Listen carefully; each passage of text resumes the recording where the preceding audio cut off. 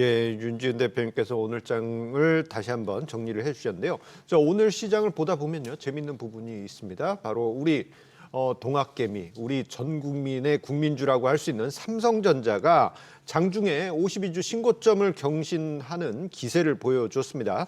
자, 심 대표님, 이 삼성전자의 흐름, 우리 개인 투자자분들의 마음을 달래주는 듯했는데요. 삼성전자 흐름은 혹시 어떻게 분석하실 수 있을까요? 네, 맞습니다. 삼성전자가 그동안에 계속적으로 고점에서 눌림목을 당하면서 추가적으로 상승하지 못하는 그런 모습을 보이는데 오늘 갭 상승을 하면서 장중에 정고점을 돌파하는 그런 모습을 좀 보였습니다. 그래서 앞으로 추가적으로 상승할 수 있는 그런 여력은 조금 더 남아있다 이렇게 생각하고 있고요.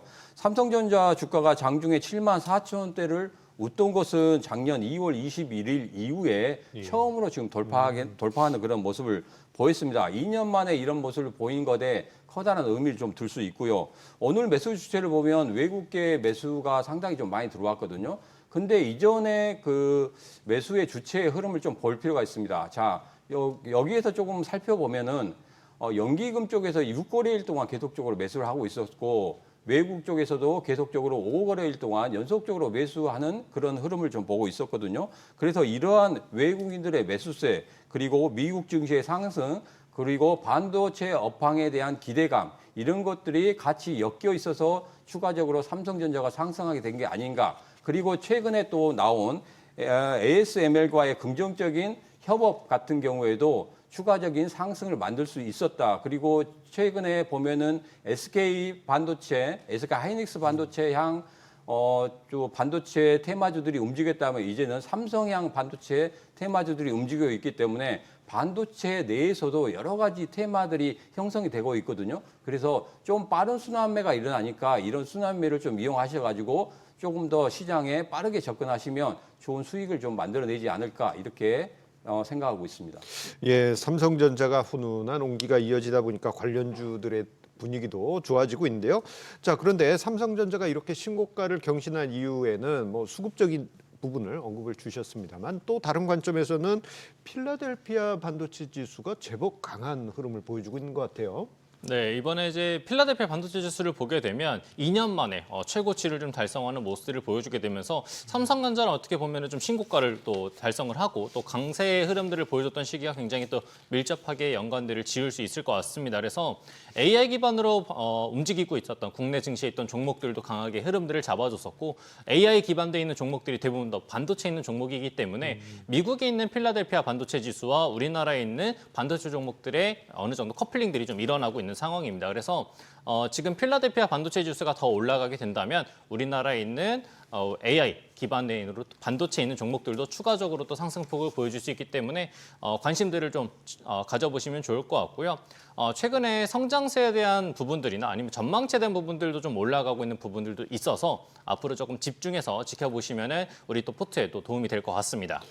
예, 지금 화면상에 필라델피아 반도체 지수가 나와 있는데 그 흐름이 삼성전자 주가를 보는 듯한 그러한 기분이 들 정도죠. 커플링이 되어 있는 부분을 우리가 실감할 수 있습니다. 자, 그런데요. 조금 전에 이제 심종석 대표님께서도 삼성전자나 반도체 주요 기업들의 훈풍이 국내 반도체 관련주들로까지 확산되고 있다라는 부분을 살짝 언급해 주셨는데요. 네. 어떤 지금 상황이죠? 네, 반도체 관련들이 상승이 상당히 좋은 흐름을 좀 보이고 있습니다. 자, 최근에 온디바이스 관련 종목 중에서는 제주 반도체가 급격한 상승을 좀 보이고 있고 CXL 관련주 중에서는 네오셈이 굉장히 큰 폭으로 상승하는 흐름을 좀 보이고 있거든요. 반도체 전반적으로 훈풍이 불고 있는 가운데 이런 테마들 중에서도 앞서 말씀드린 대로 현재는 삼성향 반도체 관련주들이 굉장히 크게 오르고 있기 때문에 반도체 안에서도 시장의 빠른 순환매에 대응하시면서 매매에 조금은 집중하셔야 될 것으로 그렇게 보고 있습니다. 예, 반도체의 요즘 분위기가 점점 좋아지고 있는데요. 자, 반도체 안에서도 빠른 순환 대응을 언급을 해 주셨는데, 자, 이러한 그 반도체 투자에 관한 정확한 분석이 중요하겠죠. 이 부분은요, 카카오톡 채널에서 백발백중 목요일을 검색하시면 만나보실 수 있겠습니다. 자, 윤 대표님, 조금 전에 이제 심종석 대표님께서도 언급을 해 주셨지만 최근에 온디바이스 AI에 이어서 CXL 시장이 화두로 부상하고 있는 것 같아요. CXL, 이거 저도 이제 발음이 좀 어려운데, 자 이게 어떤 기술인지 설명해 주실 수 있을까요? 네, 일단 CXL이라고 한다면 컴퓨터 익스프레스 링크라고 하는 차세대 이제 메모리에 대한 내용들입니다. 이렇게 얘기하면 좀 어렵게 느껴지는데 쉽게 생각을 한다면 AI라는 것들은 어쨌든 딥러닝을 통해서 우리가 계속 지속적인 연산을 해야 되는데 그 연산을 할 때 필요한 게 바로 D램입니다. D램이라는 거를 어쨌든 활용들을 많이 해야 되는데 서버에 똑같이 들어가다 보니까 이런 것들을 조금 더 편리하고 조금 더 빠르게 그리고 조금 더 효율적으로 운영하기 위해서 만들어진 게 바로 CXL이라고 하는 우리 차세대 메모리 배터리입니다. 그래서 이 차세대 이 D램 같은 경우에서는 그동안 연산 속도가 아무래도 D램이라는 게 휘발성 데이터들을 가지고 하는 거지만 잔존해 있는 부분들이 있기 때문에 빨리빨리 조금 넘어가야 되는 그런 부분들을 만들어주기 위한 메모리라고 생각을 하시면 될 것 같습니다. 그래서 기존에 있었던 D램의 한계점을 어쨌든 극복하고 있는 그리고 앞으로 우리가 조금 더 효율적인 데이터 처리를 할 수 있게끔 만들어준 게 우리 차세대 메모리 CXL이라는 거를 좀 기억해 주시면 좋을 것 같고요. 우리가 AI라는 것들을 어쨌든 이용을 하기 위해서는 지속적인 데이터 처리들을 많아질 수밖에 없습니다. 데이터 처리들이 많아지게 된다면 차세대의 데이터들을 필요하게 되는 거고요.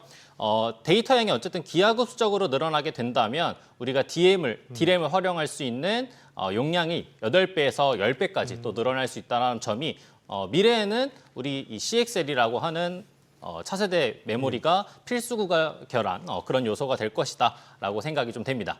예, 요즘 D램하고 메모리 업계에 새로운 용어들이 계속 등장하고 있죠. HBM뿐만 아니고 CXL까지 마찬가지인데요.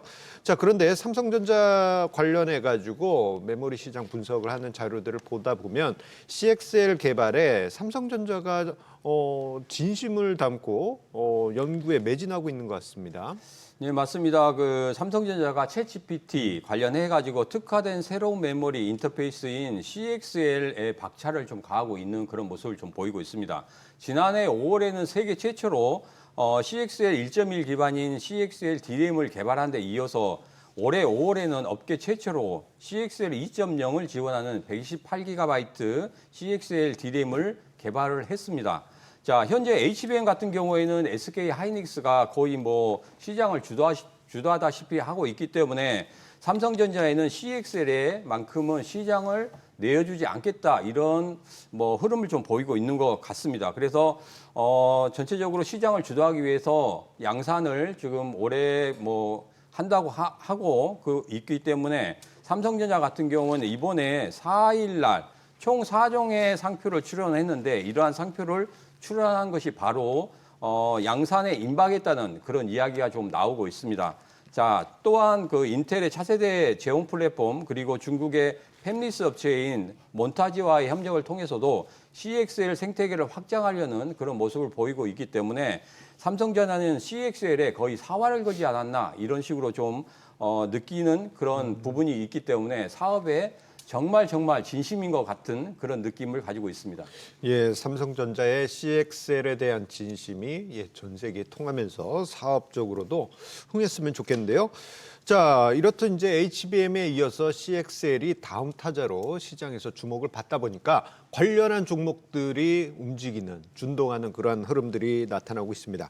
자, 윤 대표님, 이 CXL 관련주들이 무엇이 있고 그리고 이들 종목들이 제법 강한 흐름이 나타나고 있는데 그 흐름 이어질 수 있을까요?